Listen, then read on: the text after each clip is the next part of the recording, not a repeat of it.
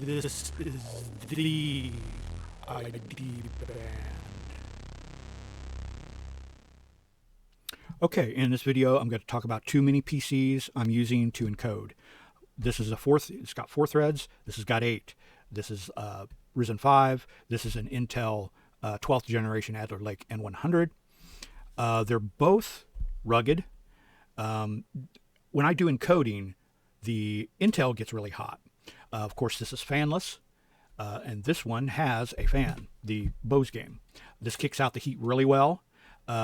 This stays around 147 degrees, give or take. This one runs at 167 degrees, and that's with a fan. I put just a normal fan on high. I will put that on the bottom, and it still gets really hot. So usually I put about 4 minutes in between encoding. I'll put 4 minutes in between to let it cool off. So just a basic front view there. Audio out, there's a micro SD. Here's a USB-C connection. Okay. They're both 16 gig DDR4 RAM. Both have 512 gig. One's an NVMe, I think, and then this one's an M.2. So the biggest difference I have is the heat. This one's hotter, even with a fan on it.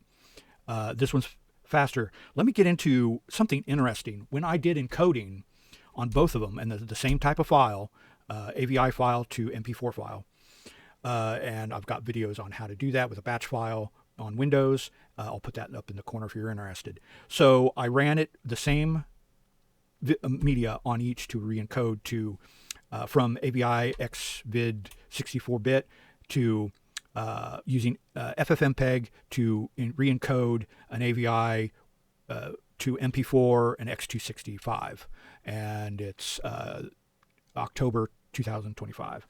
So this one got really hot. This one didn't get so hot. It was like 20 degrees less. Interestingly, this one, the Bosgame, will take 15 minutes to encode one media, and this one will take 20 minutes. So this has got 8 threads, this has got 4, but this takes 15 minutes. So I would assume if you cut the threads in half, you're going to double the time. So it would, instead of 15 for this one, it'd be like 30 for this one. But this turns out to be 20, 21, 22. So I don't know if it's the CPU maybe slowing down or maybe not so fast, but I looked at it and it had 100% usage on both of them. So maybe internally they're not, really at 100. I'm not sure. But this one actually does a pretty good job for, it cuts off like 5 minutes compared to this one. So I'm not exactly sure what's going on, but that was the interesting part. You would think if this took 15 with 8 threads, it'd take 30, but that's not how it was. And this one gets hotter. So very interesting. Know exactly what you're getting. This one has this fan port right here. On the web page, it doesn't say anything right here at the fan, but when you go to the Neosway, it'll say right up front fanless. So it runs a little hot, 12th gen Adder Lake N100. It can use some of the old VGA or DP or HDMI. The Bosgame, which I prefer, but I like both, the Ryzen 5, and they both had Windows 11 on both of them. So pretty equal test.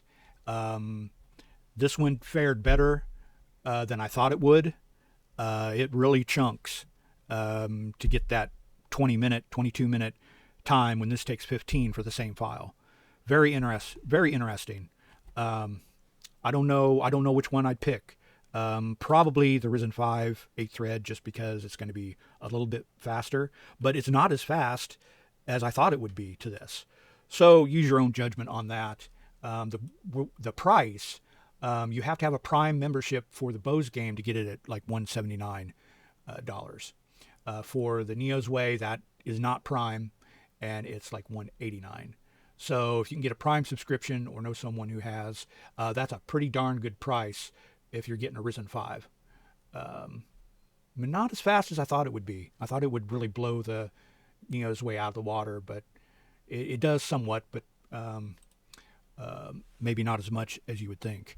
So the Neosway's got headphones. I think the Bosgame also has headphones.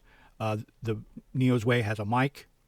The Bosgame has a no SD card, but the Neosway does have an SD card. So very interesting. So keep coming back to this channel for more. I may do an update with this just to see if the Neosway, for as much heat as it's processing, see if it lasts very long. But I'm going to keep having a fan on it. And so I will make another video later. Hope this has helped. Maybe a mini PC is for you. I know I saw a YouTube streamer that for his system, he got rid of his not router, but it's a rack mount server, and went to all the, he had top of the line mini PCs, but he replaced his server with these. So something to think about. And if you want to do any coding, I've got a whole bunch of videos on that. Encode either from AVI XVID to 264 or X265, mainly using FFmpeg. I've got all the batch files on my website at gammaphase.ultravista.org. That's my website.